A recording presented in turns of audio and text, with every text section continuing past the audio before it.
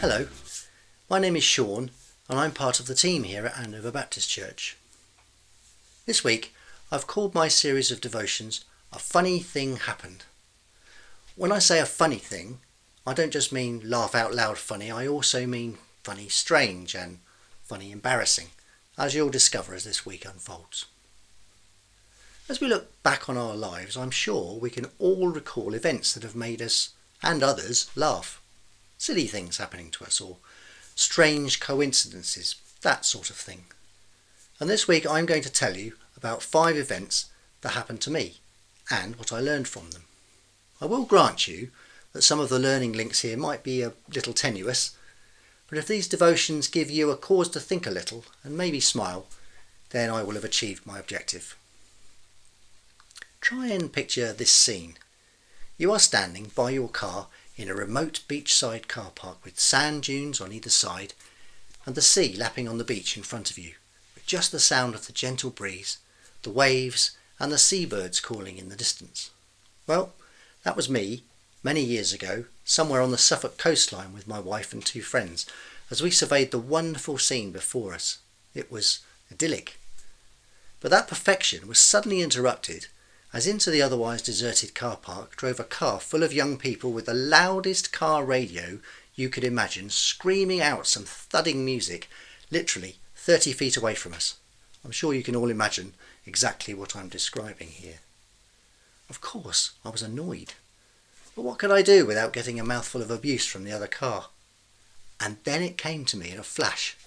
I didn't really think about the consequences. I just knew there and then what I was going to do. So I reached into my car, I turned the CD player on, I turned the volume up as loud as I possibly could and pressed play. And out of the speakers, at full volume, suddenly came, "I'm on the top of the world looking down on creation and the only explanation I can find." Yes, in that moment I became the first ever person to play the Carpenters at volume 11. The first middle-aged rave DJ. Time sort of slowed as my wife and my friends, who were all outside of the car, turned first to look at me in horror, and then as one they turned to look at the other car occupants to see their reactions. In the other car, the people didn't know what to do at first.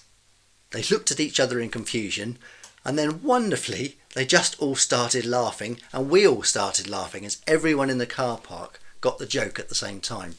It was quite amazing. The driver looked across at me and just said something like, "Okay mate, I get it."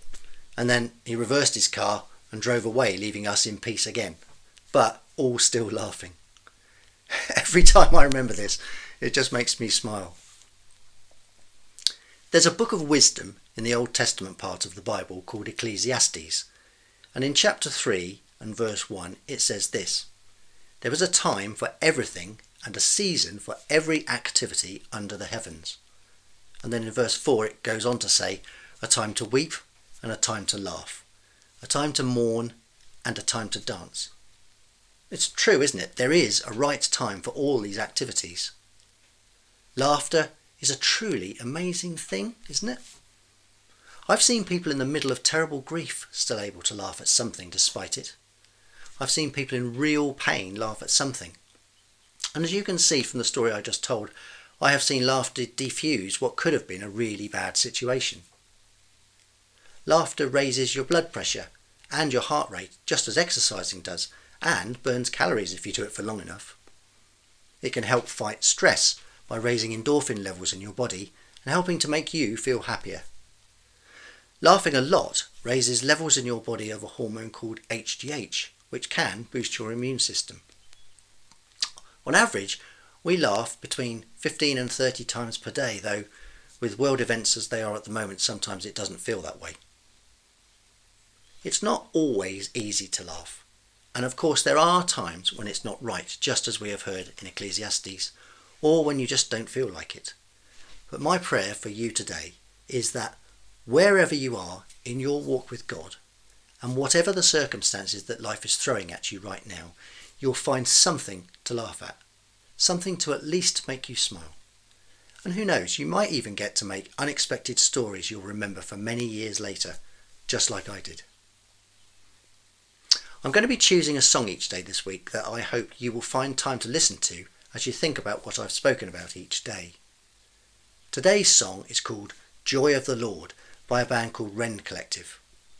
I hope the words will mean something to you. You will find a link to the song below this video. Thank you for listening to me today, and I hope you can join me again tomorrow.